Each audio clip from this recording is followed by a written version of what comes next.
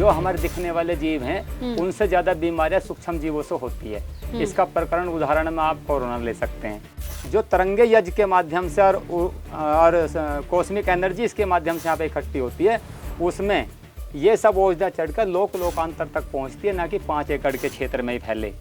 भगवान को जितना अच्छा चढ़ाएंगे उसका प्रभाव उतना अच्छा ही होता है।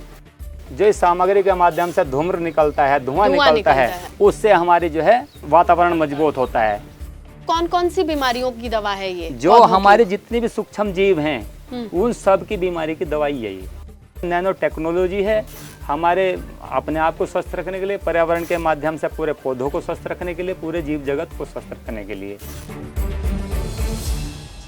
नमस्कार, गांव जंक्शन पर आज हम आपको खेती में एक ऐसी ट्रीटमेंट कह लीजिए, एक ऐसे उपचार से रूबरू कराने वाले हैं जो सदियों से किया जाता रहा है, लेकिन प्राकृतिक खेती का ये हिस्सा बहुत कारगर साबित हो सकता है और इसे वाकई एक किसान अपने खेत में खुद कोशिश कर रहे हैं। अब ये कितना कारगर है, कितना कारगर नहीं है, हम बात कर रहे हैं यज्ञ थेरेपी की। यानी आपने अभी तक प्राकृतिक खेती में घन जीवामृत तमाम तरीके की चीज़ें देखी सुनी होंगी, आम है, लेकिन यज्ञ से भी अपनी फसल को आप कई रोगों से मुक्त कर सकते हैं, उससे बचाव कर सकते हैं। ऐसा मैं नहीं बल्कि सुनील फौजी जी कहते हैं। सरधना मेरठ के पास इनका एक बड़ा ही फेमस गांव है जो फौजियों के गांव से जाना जाता है। भमौरी गांव है ये, और यहाँ भमौरी गांव से जो एक अलग तरीके की अलख जलाने की कोशिश जो कर रहे हैं यज्ञ से, वो सुनील फौजी जी। आपकी 5 एकड़ की जमीन है, प्राकृतिक खेती 2017 से आप कर रहे हैं, लेकिन सुनील जी आपको ये यज्ञ के जरिए फसल को रोग मुक्त बनाने का अनुभव कैसा रहा ये आपका? सबसे पहले तो हमने जब आंखें खोली तो हमने अपने माता पिता को यज्ञ करते हुए देखा, और उस समय जीवन भर से हमारे माता पिता ने कभी हमें दवाई खिलाई नहीं। अगर कोई बीमारी हो जाती थी वो यज्ञ करते थे। अब उनका इस विधि से ना होता हो, लेकिन वो क्या आती, आग का लेकर के अंगारा बोलते हैं उसको, अंगारा लेकर के उस पर कुछ औषधि डाल करके वो हमारा भी, हमारे पशुओं का भी, हमारी माता जी नजर भी उतार देते थे, नजर भी उतार देते थे। और शुरुआत से आ रहा है कि बरसात के बाद हर गांव में जो है एक धूनी देने की प्रचलन है। खेत के बीचों बीच अगर यज्ञ थेरेपी करनी है तो एक ऐसी वेदी बोलते हैं यज्ञ की, ये वेदी बनाई है आपने। आपकी 5 एकड़ जमीन तक इस यज्ञ की वेदी से कौन कौन सी, मतलब ये धुआं तो बहुत दूर तक पहुंच सकता है, कौन कौन सी चीजों में ज्यादा रोकथाम रही है, कितना कारगर मैं बताऊंगा। जितने भी हमारे सूक्ष्म जीव, जो हमारे दिखने वाले जीव हैं उनसे ज्यादा बीमारियां सूक्ष्म जीवों से होती है। इसका प्रकरण उदाहरण में आप कोरोना ले सकते हैं। दूसरा जो है कितनी ऐसी बीमारियां रही जो सूक्ष्म जीवों से होती हैं अब, और उनसे बचना बड़ा मुश्किल है। और जो यज्ञ है, जो यज्ञ में जो सामग्री होती है, ये औषधीय पौधों का मिश्रण होता है। इसमें फ्रूट होते हैं, इसमें सुगंधि वर्धन का होता है, पुष्टि वर्धन का होता है। इसमें सारी चीजें आप देख रहे हैं, अखरोट है, आप छुआरा है, मुनक्खा ये है, और बादाम है, और ये जो सैकड़ों तरह के इसमें पौधे हैं। जब इनसे जो है सुगंधि निकलती है और जब यज्ञ वेदी में डाली जाती है तो हमारी कॉस्मिक एनर्जी यहाँ पे सेंट्रलाइज होती है, केंद्रित होती है। और ये इसके ऊपर जो तरंगे यज्ञ के माध्यम से और कॉस्मिक एनर्जी इसके माध्यम से यहाँ पे इकट्ठी होती है, उसमें ये सब औषधियाँ चढ़कर लोकांतर तक पहुँचती है, ना कि 5 एकड़ के क्षेत्र में ही फैले। लेकिन जो नजदीक रहेगा उसका ज्यादा है। तो ये क्या सामान्य यज्ञ सामग्री है जो हमारे आसपास मिलती है, या आपने खुद से बनाई है? नहीं, खुद से। इसमें ऋषि मुनियों द्वारा बनाई गई पत्तियां, उसमें कुछ कम औषधियां, किसी में ज्यादा हो सकती हैं औषधियां, चीजें किसी में कम हो सकती हैं, वो तो कॉम्बिनेशन है। हाँ, ये हमने खुद नहीं, हमारे पास जो आर्य समाज के जो है सामग्री निर्माता हैं, ये हमने वहाँ से लिया।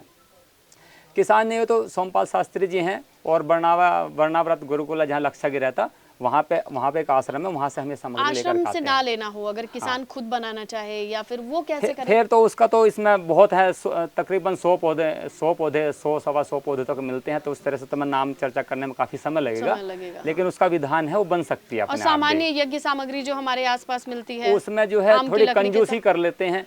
तो जितना देखो ये भोजन है, हम अग्निदेव के माध्यम से सबको खिलाते हैं, लोकांतर तक को खिलाते हैं। अगर जितना अच्छा होगा, भगवान को जितना अच्छा चढ़ाएंगे उसका प्रभाव उतना अच्छा ही होता है। जब इसकी सुगंधि फैलती है ना, तो चिड़ियाँ, बहुत सारे पशु पक्षी और बहुत समय हमारे मित्र सूक्ष्म जीव वे सब यहाँ पे आते हैं, क्योंकि अच्छे के पास अच्छा बैठेगा और बुरे के पास बुरा, तो यहाँ अच्छी चीज़ें चलती हैं। और इससे 3 चिकित्सा हमारी एक साथ होती है, हमारे इन्वायरमेंट में रहने वालों की होती हैं, हमारे पेड़ पौधों की होती हैं, सबकी इकट्ठा होती है। इसमें एक तो स्वर चिकित्सा होगी, जो स्वर हैं, जो मधुर स्वर होते हैं वे सबको आकर्षित करते हैं, तो यहाँ पे मंत्रों के माध्यम से स्वर चिकित्सा होती है। आपने देखा कोई बीमार व्यक्ति उससे कोई स्नेह पूर्वक बोले तो ठीक होता है कि नहीं होता? वही प्रकृति जो है, वही पूरी प्रकृति का नियम है, यूनिवर्सल ट्रूथ है ये बात। दूसरी है सुगंध। सुगंध सबको अच्छी लगती है, चाहे कोई भी हो, सब सुगंध में रहना चाहते हैं। दूसरा होती है धूम्र चिकित्सा, जो इस सामग्री के माध्यम से धूम्र निकलता है, धुआं निकलता है, हाँ। उससे हमारी जो है वातावरण मजबूत होता है। और जो पौधों की पत्तियों में जो स्टोमेटा होते हैं, बड़े सूक्ष्म छिद्र होते हैं, उनके माध्यम से ये सब चीज़ें उनके अंदर इंजेक्ट हो जाती हैं, जिसकी वजह से पौधे की और हमारी सबकी इम्यूनिटी बूस्ट होती है। ये आपने कहा कि जैसे कि पौधे भी सांस लेते हैं, ये हाँ। स्टोमेटा वाला, ये जो बायोलॉजी का आई थिंक कि 4th स्टैंडर्ड 5th स्टैंडर्ड की ये चैप्टर था, हाँ। तो उनके लिए जो सांस लेने के लिए जो जरूरी चीजें हैं, हाँ। वो सिर्फ कार्बन डाई या ऑक्सीजन नहीं है, क्योंकि फोटोसिंथेसिस करते हैं तो CO2 लेते हैं, ऑक्सीजन देते हैं, ये तो पौधों का फंडा सभी जानते हैं। लेकिन इसके अलावा भी उनको और गैसें चाहिए होती हैं, आप ये कहना चाह रहे हैं? सब चाहिए होती हैं पौधे को। कौन कौन सी बीमारियों की दवा है ये? जो हमारे जितने भी सूक्ष्म जीव हैं उन सब की बीमारी की दवाई है ये। तो ये कितने बजे आप हवन करते हैं? ये सुबह जो है सूर्योदय के साथ में होता है। गांव वालों को मिलके अपने खेत में किसी एक जगह सामूहिक जगह कर लें, कोई एक दिन निर्धारित कर लें? वैसे तो हर खेत पे होने चाहिए, जितना ज्यादा होगा उतनी ज्यादा प्रबलता आएगी और उतनी ज्यादा मजबूती के साथ हमारा। लेकिन ये मुश्किल हो गई ना फौजी जी कि ये तो आप हवन सामग्री ले आए, ये अब हमारे वीडियो को तो साउथ में कोई भी देख रहा होगा, मे बी यूपी के किसी कोने में देख रहा होगा, उसे कहाँ से मिलेगा? नहीं, ये सब जगह मिलता है। और बाकी इसके विज्ञान, आप यूट्यूब पे बहुत चीजें हैं, आप जो है लाने की पैसा भी खर्च करने की आवश्यकता नहीं है। ये हमारे बहुत जंगली पौधे ही हैं, वही हमने इकट्ठे कर रखे हैं।